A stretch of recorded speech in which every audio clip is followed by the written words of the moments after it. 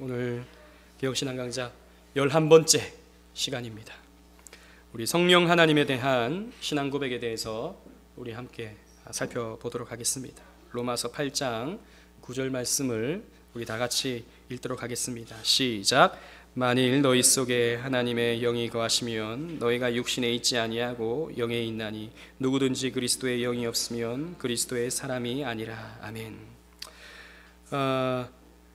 너희 속에 하나님의 영이 거하시면, 즉 성령이 거하시면 너희는 육신에 있지 아니하고 육신만을 위해서 살지 아니하고 영에 이끌려서 삶을 살게 되는데, 누구든지 그리스도의 영이 없으면, 성령이 없으면 그리스도의 사람이 아니다, 그리스도인이 아니다 라고 사도 바울은 로마서에서 기록하고 있습니다. 그래서 여러분, 그리스도인은 반드시 성령 받은 사람이 되는 것이죠. 성령 받은 사람은 그리스도인이 되는 것입니다. 우리 사도신경의 8번째 문장, 성령을 믿사오며, 이 부분에 대해서 성령님은 어떤 분인지 우리 다 알고 있지만, 그러나 또 이렇게 교리적으로 하나하나 살펴보도록 하겠습니다. 오늘날 한국교회에서는 이 성령론에 대한 오해가 굉장히 큽니다. 왜냐하면 한국교회의 가장 큰 교회가 순복음교회고, 가장 영향력을 막강하게 나타나는 그런 교단이 오순절 교단이기 때문입니다. 사실 오늘날 장로교나 감리교나 다 엄밀히 말하면 오순절화되어 있다고 봐도 과언이 아닙니다. 원래 장로교가 있던 색깔들이 거의 없어져 버리고, 원래 감리교가 갖고 있던 색깔들이 없어져 버리고 다 오순절화되어 있습니다. 그래서 오순절 교회에서 하는 모든 예배 시스템, 예배 분위기, 이런 것들이 장로교회로, 감리교회로 이렇게 옮겨지게 된 것이죠. 그래서 남포교회 박영선 목사님은 오늘날의 한국교회에는 순복음교회밖에 없다, 이렇게 말씀을 하시기도 하셨습니다. 저는 그 말에 굉장히 동의합니다. 왜냐하면 순복음교회가 성장하잖아요. 사실 사람 제일 많이 모으잖아요. 순복음교회마다, 도시마다 제일 큰 교회가 순복음교회니까 그런 교회들을 벤치마킹하는 것이죠. 그러다 보니까 순복음교회가 갖고 있는 이 성령에 대한 오해가 한국교회에 만연하게 된 것입니다. 그래서 우리 자주자주 이런 찬양도 하고 또 말씀도 듣지 않습니까? 성령 받으라, 성령 받으라, 성령 받으라, 예수 내게 말씀하셔서, 이런 말씀, 이런 찬양 많이 하면서 우린 성령 받기를 원합니다. 여러분, 물론 우린 성령 받아야죠. 성령 충만해야죠. 그러나 엄밀히 말하면 이미 성령은 우리 안에 계십니다. 우리는 이미 성령 받았습니다. 성령 받아라 한다고 해서 성령 받아지는 것도 아니고 무슨 물건입니까? 성령이? 그런 거 아니다 하는 것이죠. 그리고 또 한편으로 여러분 성령 받았습니까? 라고 질문하면 우리는 조금 의아스럽습니다. 갑자기 성령 받았나? 라고 질문하면 혹시라도 그런 성령의 능력이 내 삶에 나타나고 있는가? 이런 질문으로 받아들이기 때문에 별로 안 나타나잖아요. 우리는 기도해도 우리는 하늘에서 불이 안 떨어지잖아요. 기도해도 병이 잘 안 낫잖아요. 그리고 막 놀라운 역사들이 막 나타나지 않잖아요. 우리의 삶에는 잘. 그러니까 무슨 성령 받았나? 라고 하는 질문 앞에 우리는 뚜렷하게 답을 할 수 없는 것이죠. 그러나 우린 이미 아까도 말씀드렸다시피 성령 받은 것입니다. 성령은 무슨 능력이 아닙니다. 우리의 삶에 어떤 신비적인 능력이 나타나야 성령이 충만한 것이고, 성령을 강하게 역사를 우리가 보는 것이고, 그런 것이 아닌 것이죠. 성령은 무슨 파워, 힘이 아닌 것입니다. 사실 그렇게 성령을 이해하는 것은 성령의 인격성을 무시하는 것이죠. 그렇다면 우리 개혁주의 신조인 하이델베르크 요리문답은 어떻게 성령 하나님에 대해서 설명하는지 우리 다 같이 한번 읽어보겠습니다. 53문, 성령께 관하여 당신은 무엇을 믿습니까? 라고 하는 이 질문에 대한 답을 우리 다 같이 읽어보겠습니다. 시작. 첫째, 성령은 성부와 성자와 함께 참되고 영원한 하나님이십니다. 둘째, 그분은 또한 나에게도 주어져서 나로 하여금 참된 믿음으로 그리스도와 그분의 모든 은덕에 참여하게 하며 나를 위로하고 영원히 나와 함께 하십니다. 자, 우리 하이델베르크 요리문답 53문답의 이 내용을 기반으로 해서 우리 한번 살펴보겠습니다. 참되고 영원한 성령 하나님이시다는 것이죠. 즉 우리는 삼위일체 하나님을 믿습니다. 우리 첫 번째 시간, 두 번째 시간에도 우리 삼위일체에 대해서 우리가 이 내용을 살펴봤었는데요. 성부와 성자와 성령은 한 하나님이시죠. 그리고 동등하십니다. 능력이 같으십니다. 같은 본질을 가지신 하나님이십니다. 그래서 우리는 삼위일체 하나님을 우리의 하나님으로 고백하는 것이죠.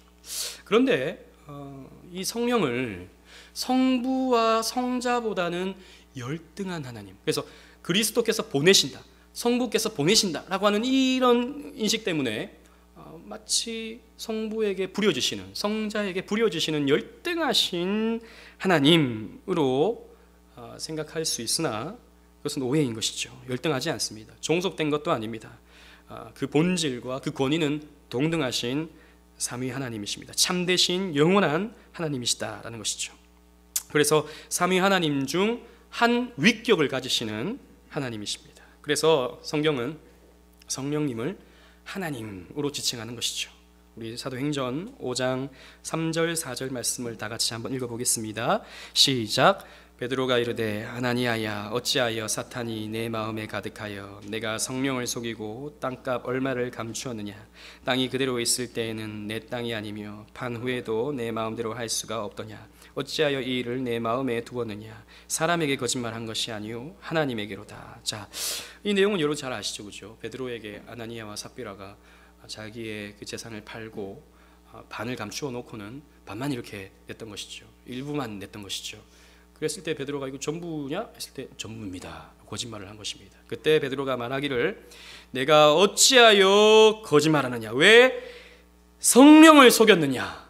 라고 말하는데 맨 마지막에 보시면 너는 사람에게 거짓말한 것이 아니라 내게 거짓말한 것이 아니라 하나님께 거짓말했다 그랬습니다. 자, 성령을 속인 것과 하나님을 속인 것을 같은 내용으로 묻고 있는 것이죠. 즉 성령을 하나님으로 사도 베드로는 이렇게 지칭했던 것입니다. 성령님은 하나님이시다는 것입니다.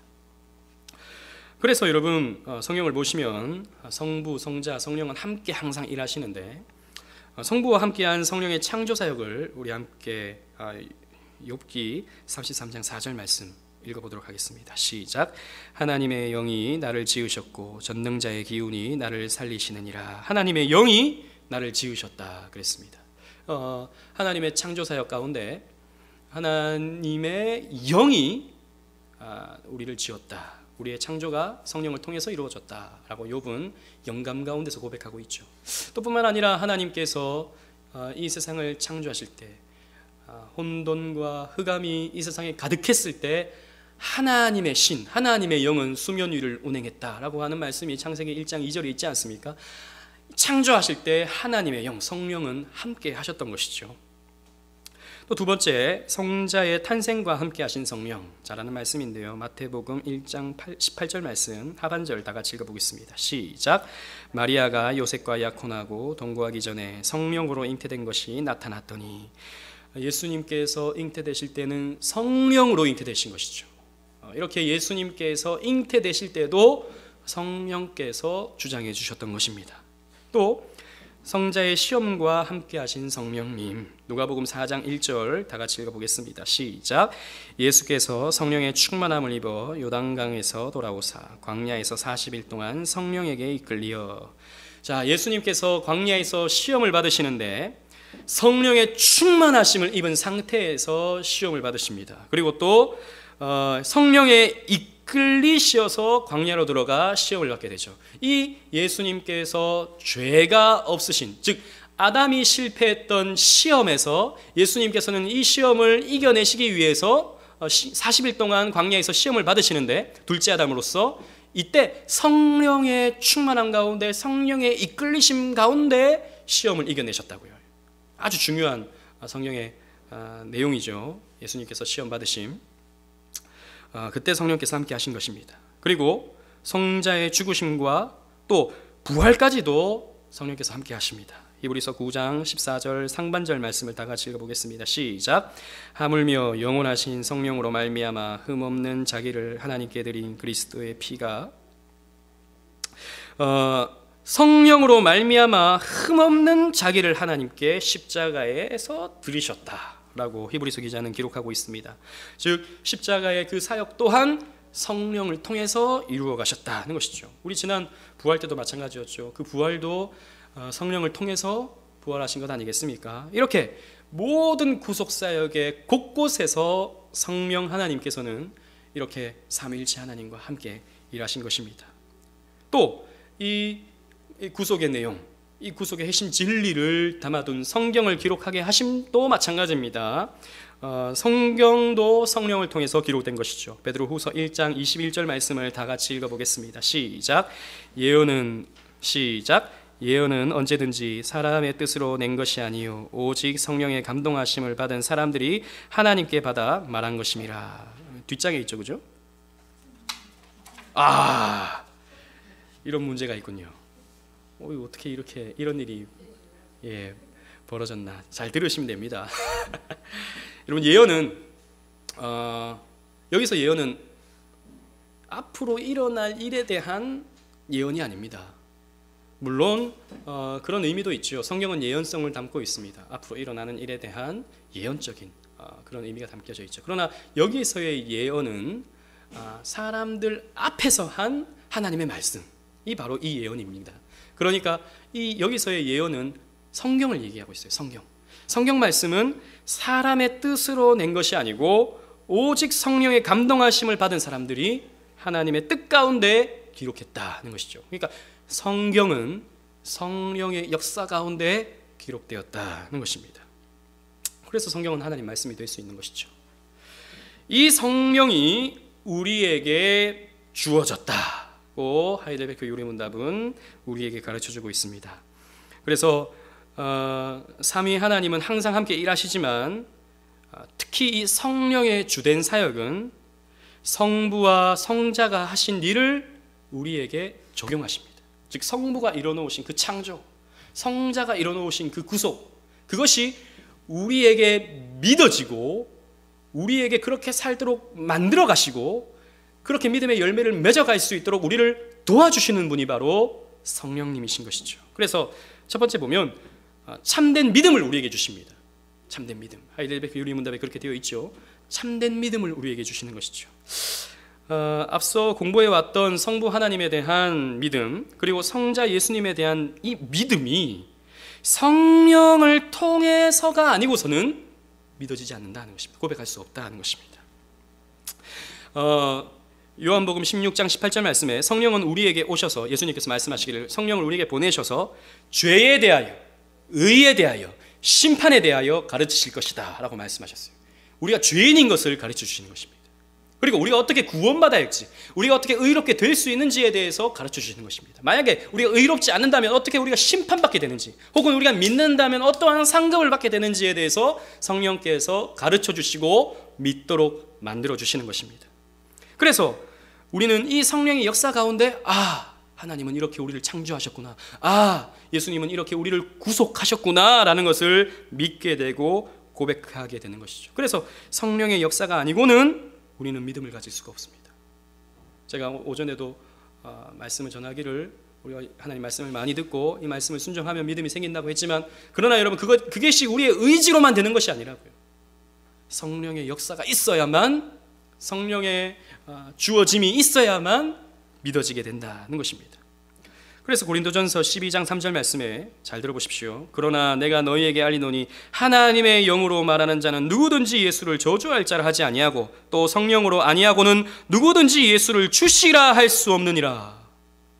성령으로 나지 아니하고는 예수 그리스도를 주로 고백할 수 없다 그랬습니다. 자, 그러면 이 말씀을 조금 더 바꾸어서 이렇게 치환시켜서 여러분들은 예수를 주로 고백하십니까? 이럴 때는 아멘을 좀 해주시죠. 여러분들은 예수님을 주님으로 고백하십니까? 그럼 여러분들은 성령 받은 사람입니까? 당연하죠. 성령 받은 사람입니다. 성령 받아라 안 해도 여러분들은 이미 성령 받은 사람인 것이죠. 진심으로 여러분들이 예수를 주로 고백한다면 말입니다. 그리고 그리스도의 모든 은덕에 참여하게 하신다 그랬습니다. 성령으로 얻은 이 믿음으로 말미암아 그리스도께서 다 이뤄놓으신 구속이 우리에게 적용이 된다 그랬어요. 그런데 그리스도께서 가지신 그 의로움을 우리는 성령의 역사를 통해서, 성령의 역사, 궁극적으로는 믿음, 이것을 통해서 전가받게 되는 것입니다. 그리스도의 의가 성령의 역사로 우리에게 주어지게 되는 거예요. 또 우리는 죄 용서와 하나님의 풍성한 은혜를 성령의 역사를 통해 받게 되는 것이죠. 그래서 우리는 하나님께서 주신 구원과 구원의 열매인 은사를 통해서 우리는 하나님을 섬겨가고 이웃을 섬겨갈 수 있는 것입니다. 이 은덕에 이 블레싱에 우리는 참여하게 되는 것이죠. 여러분, 저와 여러분들 은사가 있죠. 무슨 우리는 은사 그러면 뭐 대단한 신유 기적을 일으키는 그런 의사라고 생각하기 쉬우나, 우리 방언도 잘 못하잖아요. 저는 방언을 할 필요 없다고 생각하는 사람인데, 그런 은사 말고 우리는 섬길 수 있는 은사가 있죠. 하나님을, 이웃을, 그리고 사랑할 수 있는 은사가 있죠. 우리 또 가르칠 수 있는 은사가 우리에게 있죠. 봉사할 수 있는 은사가 우리에게 있죠. 이거 성령 받지 않은 사람은 이런 일을 할 수 없다는 것입니다. 우리는 이런 은덕에 참여하게 됩니다. 그리고 우리를 위로하신다 그랬습니다. 성령께서. 성령님은 하나님의 말씀이 믿어지게 하시고 우리에게 적용시킴으로 어려움과 공경에 빠진 우리에게 지혜를 주시고 소망을 주십니다. 어려운 일을 당해도, 답답한 일을 만나도 우리는 말씀을 통해서 지혜를 발견하는 거예요. 그리고 깨달음을 통해서 내가 어떻게 살아야 할지, 이 위기를 어떻게 극복해야 할지를 깨닫게 됩니다. 그래서 우리는 이 성령의 역사로 말미암아서 이 말씀이, 위로의 말씀이 믿어짐으로 말미암아서 우리는 적지 않은 위로를 받게 되는 것입니다. 사람이 줄 수 없는 위로를 하나님을 통해서 받게 되는 것이죠. 그리고 때로는 우리가 기도하기 싫을 때도 있잖아요. 그리고 뭘 기도해야 될지도 모를 때가 있습니다. 그런데 로마서 8장 26절 말씀에 우리가 마땅히 기도할 내용을 알지 못할 때에도, 마땅히 빌 바를 알지 못할 때에도 성령께서 말할 수 없는 탄식으로 우리를 위하여 친히 간구하신다고 그랬습니다. 성령께서 우리를 위하여 기도하고 계신다는 것이죠. 성령께서. 그래서 여러분, 우리에게 이것이 위로가 되는 것입니다. 우리가 기도해야죠, 당연히. 우리가 기도 안 해도 성령께서 대신 기도해 주시니까 우린 기도 안 해도 된다, 이야 좋다, 이게 아니고 성령께서 우리를 위하여 기도하고 계시기 때문에 우리의 삶에는 소망이 있는 것입니다. 그래서 우리의 삶에 나타나는 모든 일들은, 좋은 일, 나쁜 일, 슬픈 일, 기쁜 일, 모든 일들은 이런 성자의, 또 성령의 기도의 열매들입니다. 그래서 우리의 삶의 모든 일들은 축복의 열매들이죠. 모든 일들. 곰곰이 우리가 묵상해 보면 그걸 발견할 수가 있다고요. 사도행전 9장 31절 말씀 잘 들어보십시오. 그리하여 온 유대와 갈릴리와 사마리아 교회가 평안하여 든든히 서가고 주를 경외함과 성령의 위로로 진행하여 수가 더 많아지니라. 초대교회에 성령의 위로로 말미암아서 성도들이 힘을 얻었다고요. 그래서 더 봉사하고 목숨 걸면서 예수님을 믿을 수 있게 된 것입니다. 마지막으로 우리와 영원히 함께 하신다 그랬습니다. 성령님은 우리와 함께 계셔서 우리 안에 늘 거하시고 우리를 버리지 아니하시죠. 영원히 우리와 함께 계셔서 우리를 도와주십니다. 이것이 성령께서 우리에게 주어짐으로 말미암아 겪게 되는 아주 우리에게 축복된 선언인 것입니다. 요한복음 14장 16절에 내가 아버지께 구하겠으니 그가 또 다른 보혜사를 너희에게 주사 영원토록 너희와 함께 있게 하리니, 너희와 이 성령이 영원히 함께 있게 하겠다라고 우리 주님께서 약속해 주셨습니다. 여러분, 보혜사, 성령님의 다른 이름이죠. 보혜사. 헬라어로 파라클레토스라는 말인데, 이 말을 직역하면 옆에서 돕는 분입니다. 보혜사라는 뜻은 옆에서 돕는 분. 여러분 옆에 성령님이 계십니다. 그리고 여러분들을 도우셔요. 막막해 보이죠. 때로는 너무 힘에 겹죠. 어떻게 해야 될지 모르죠. 그러나 여러분, 옆에 성령님을 바라보십시오. 영적인 눈으로 바라보십시오. 여러분들을 도우십니다. 그 성령님을 의지하면서 오늘 하루를 견뎌내시고 살아가십시오. 그러면 뭐가 돼도 됩니다. 뭐가 돼도 돼요. 안 좋게 될 수도 있고 잘 될 수도 있죠. 안 좋게 되는 것도 결국에는 모든 것이 합력하여 선을 이룬다니까요. 이 믿음이 우리에게 있으면 아까 우리가 찬양했듯이 항상 기뻐할 수 있고 항상 감사할 수 있는 것이죠. 그 믿음이 저와 여러분들에게 있어져야 되는 것입니다. 오늘 내용은 사실 이 성령님에 대해서 아주 이 하이델베르크 요리문답의 서머리적인 내용만 정리를 했지만 앞으로 우리 또 여러 신조들을 배움을 통해서 더 깊이 살펴보게 될 것입니다. 여러분, 흔히 부흥 집회 때 성령 받았습니까? 라는 질문을 우리가 받을 때가 있죠. 앞에서도 말씀드렸다시피 이럴 때 우리는 뭐 신비스러운 체험을 한 적도 별로 없고, 저는 참 그런 체험을 많이 구했는데 하나님 한 번도 안 주시더라고요. 한때는 나도 한번 방언 한번 받아보고 싶어가지고 산에 올라가서 기도도 해봤어요, 혼자서. 근데 안 주시더라고요. 생각해보니까 나중에 그때 안 받기를 잘했다 그런 생각이 들기도 합니다.